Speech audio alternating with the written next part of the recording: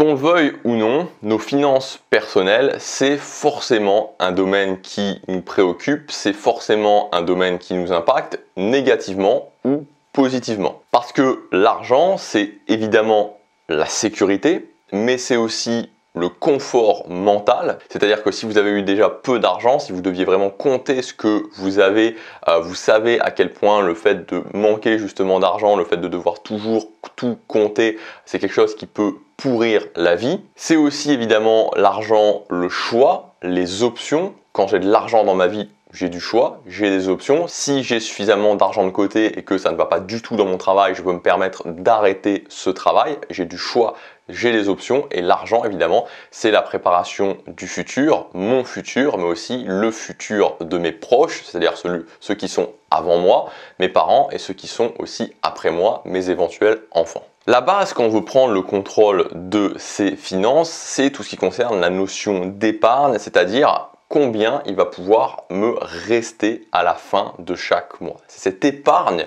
qui va me rester à la fin de chaque mois qui va me permettre de commencer à faire des choses, de prendre justement mes finances personnelles en main. Alors évidemment, quand on gagne un petit salaire, c'est potentiellement plus dur que quand on gagne un grand salaire. Je dis potentiellement, puisque il y a des gens qui gagnent 1500 € par mois, des fois moins, des fois un petit peu plus, et qui arrivent à épargner des sommes qui sont impressionnantes, alors que des fois vous avez des gens qui vont gagner 3, 4, 5, 6, 7000 € par mois, et qui ne vont quasiment rien réussir à épargner. Donc oui, potentiellement, c'est plus dur, mais c'est cependant pas une règle qui est absolue. Ça dépend évidemment de sa situation, ça dépend de son état d'esprit aussi, ça c'est très important, et ça dépend aussi des méthodes et des techniques qu'on va mettre en place. Dans cette vidéo, je vais vous donner plusieurs concepts, plusieurs techniques qui vont vous permettre de doubler votre épargne dès ce mois-ci. N'oubliez pas, et ça c'est très important parce que c'est quelque chose qui a tendance à être négligé, vous savez, moi je vous le dis souvent, oui c'est important d'investir son argent, oui c'est important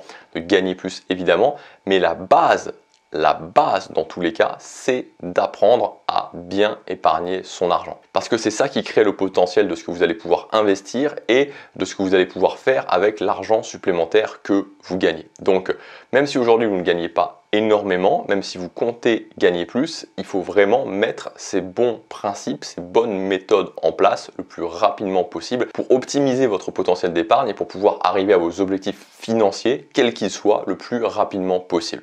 Alors allons-y pour ces règles pour pouvoir doubler son épargne. Première règle, c'est de mesurer votre patrimoine. Alors le fait de mesurer votre patrimoine, de mesurer son patrimoine, moi c'est pas quelque chose que je fais depuis des années, mais c'est quelque chose que j'ai commencé à faire et c'est vraiment, et je vous invite à le faire, c'est quelque chose d'extrêmement, vraiment j'utilise le mot, d'extrêmement motivant.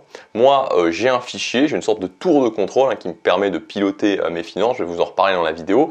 Et en fait, dans cette tour de contrôle, il y a justement ce calculateur de patrimoine et c'est très, je veux dire, voilà, le patrimoine finalement c'est quoi? C'est tout ce que vous possédez, voilà, c'est tous vos biens, ce que vous possédez, donc ça peut être l'argent qui est sur votre compte, l'argent qui est sur votre livret A, l'argent sur vos assurances vie, l'argent, voilà, si vous avez un appartement, si vous avez une maison, bon, la voiture aussi, ça fait partie de votre patrimoine, même si évidemment c'est une sorte de patrimoine en mode glace, c'est-à-dire en mode fondant, puisque la voiture perd de l'argent, mais voilà.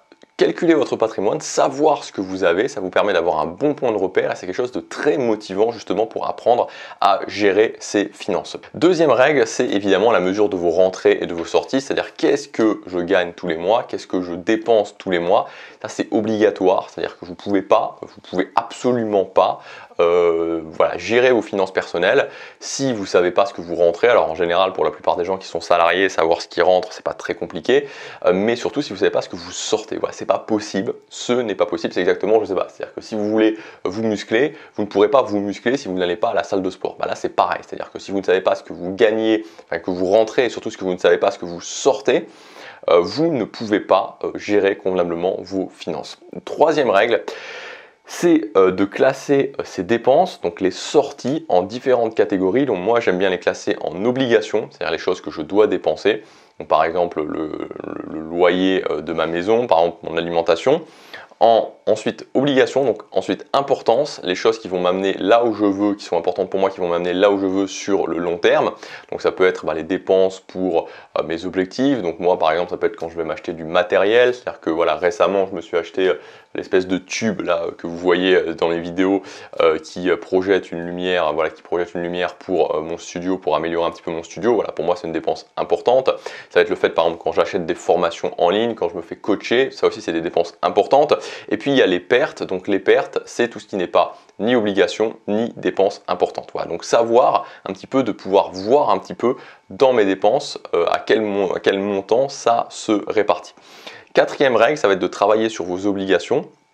Donc les obligations, c'est souvent le gros pôle de dépenses qu'on a chaque mois, c'est-à-dire vos dépenses fixes de chaque mois. Donc comme vous disiez, ça peut être le loyer, comme vous disiez, ça peut être tout simplement voilà, votre voiture, ça peut être aussi c'est l'alimentation, ça peut être aussi tout le package d'abonnement et d'assurance que vous pouvez avoir. Donc essayez de travailler sur ces obligations pour réduire ces obligations. Alors c'est pas forcément facile de faire ça, mais ça peut être, voilà, ça peut vraiment être intéressant des fois de prendre des décisions qui vont être un petit peu radicales pour mettre un gros coup sur ces obligations.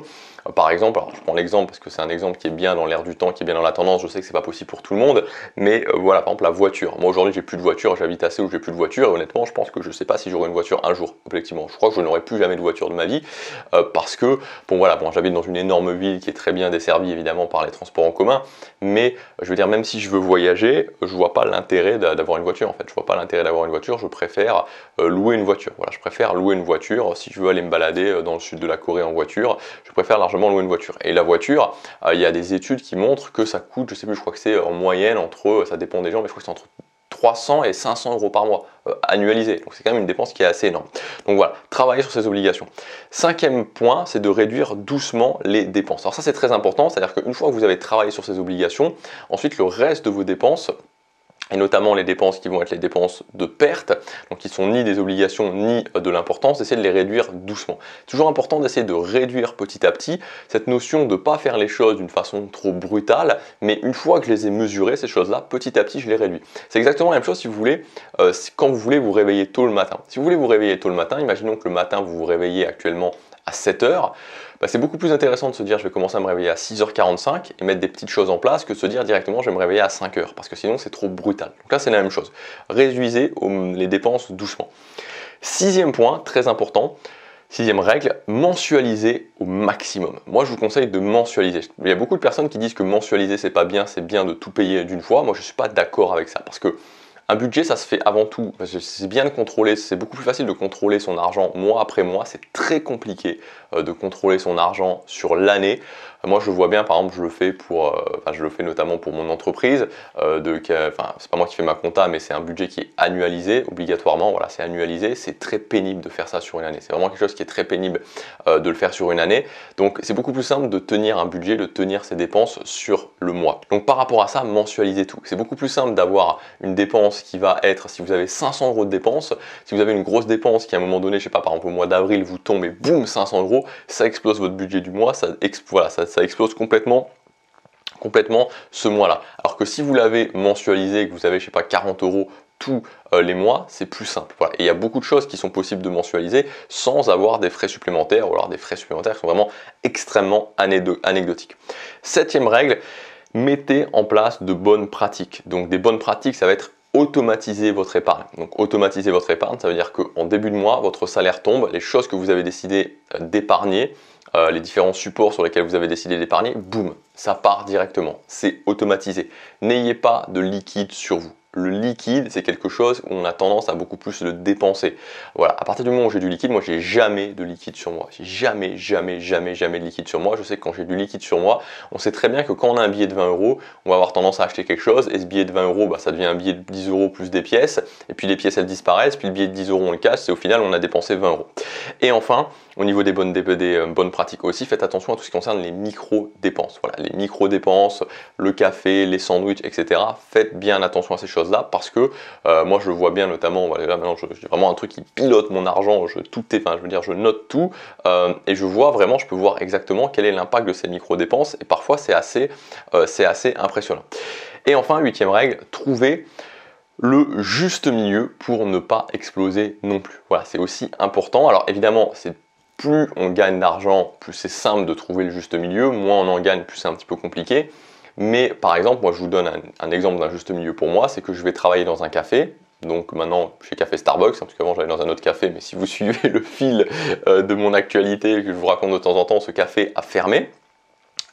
Donc là actuellement maintenant je suis passé chez Starbucks puisqu'il y en a un à côté de chez moi, et donc voilà, je dépense de l'argent pour aller dans les cafés, enfin voilà, je dépense un café forcément, à chaque fois que j'y vais très régulièrement, et pour moi c'est un juste milieu parce que ça me permet d'être beaucoup plus efficace, productif, appelez ça comme vous voulez, dans ce que je fais, et donc ça me permet en termes de mon business d'augmenter, de potentiellement augmenter mon chiffre d'affaires, donc c'est quelque chose qui est choisi.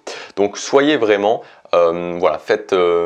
trouvez le juste milieu pour vous, pour aussi par exemple ce que je vais pouvoir faire c'est m'acheter un vêtement par mois, parce que j'aime bien m'acheter des vêtements et pour moi c'est le juste milieu, et je sais que si je m'achetais jamais de vêtements, au bout d'un moment j'exploserais.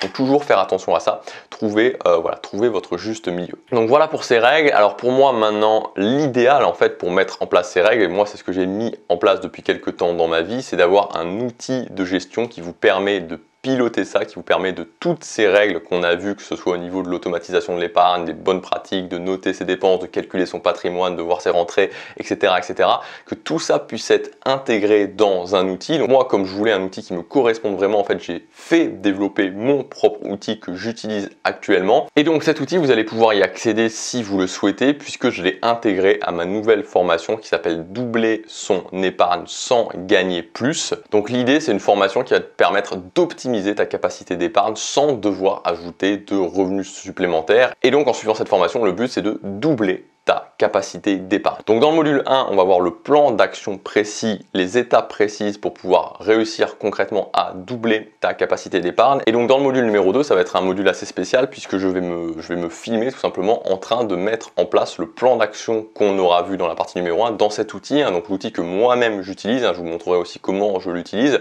Je vous montrerai tout ce que cet outil est capable de faire évidemment. Cet outil sera fourni avec la formation.